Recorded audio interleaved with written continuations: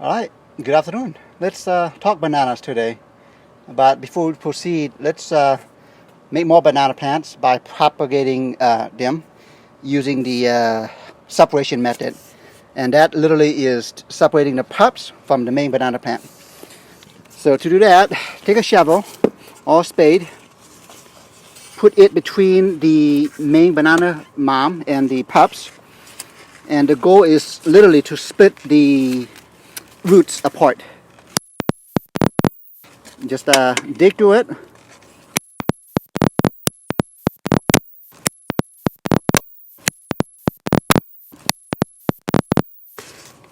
And gently, if you can, dig it out.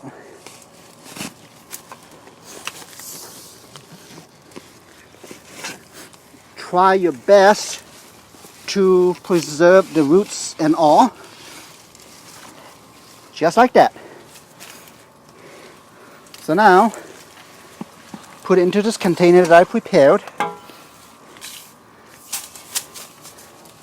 And if you look at it, there's not much left, but it is gonna be okay. As always, it helps if you have a friend or two to help you with the process. But in this case, that's fine. Get some rooting hormone. Sprinkle around the roots zone. Just lather it up. And that in turn encourages the roots to grow and develop. So, next step for me to do, simply fill in the banana.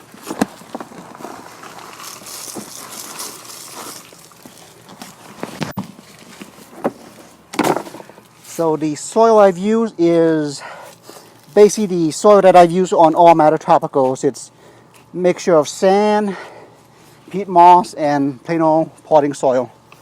So it's designed for drainage as well as water retention. So that's it. Resuming our banana talk today. This guy is a Cavendish banana. This is the variety that you would normally find in the stores. So he was just transplanted here from a different location just last week.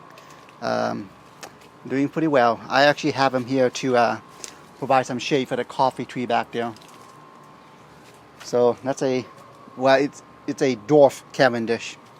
So it's probably gonna hit no longer or higher than maybe 7 or 8 feet. Next to this cluster of what I suspect is an ice cream banana. As you can see, it is blossoming,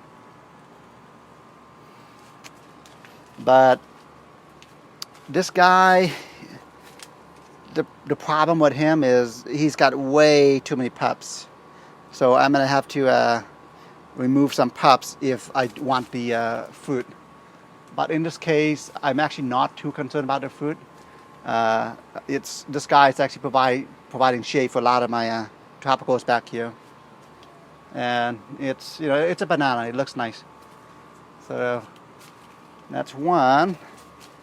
And speaking of pups, here are two that I separated from that guy, and I'm actually using them as a mobile shade for this ice cream mango here. So fairly easy to propagate. Moving on to the yard.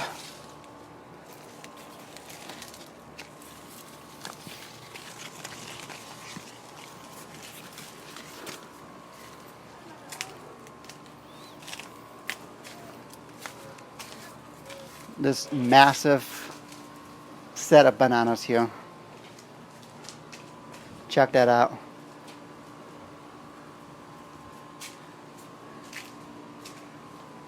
Believe it or not, these bananas, well, there were originally 3 of them.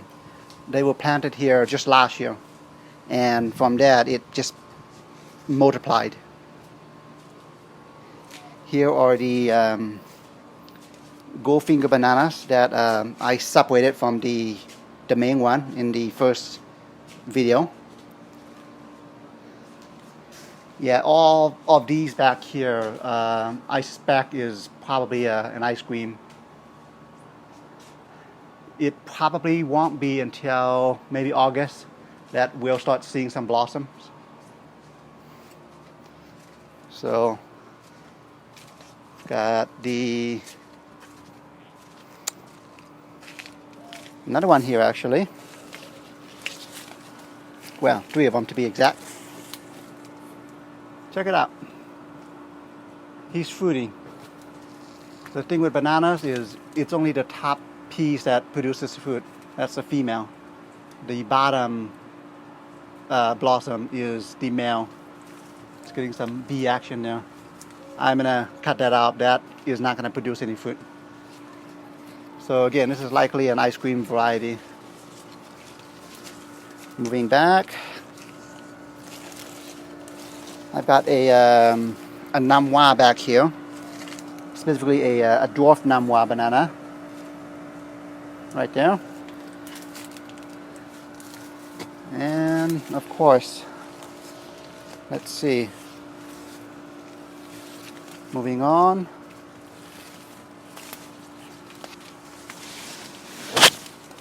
This is the main banana that I did the video on, just the first video that you saw.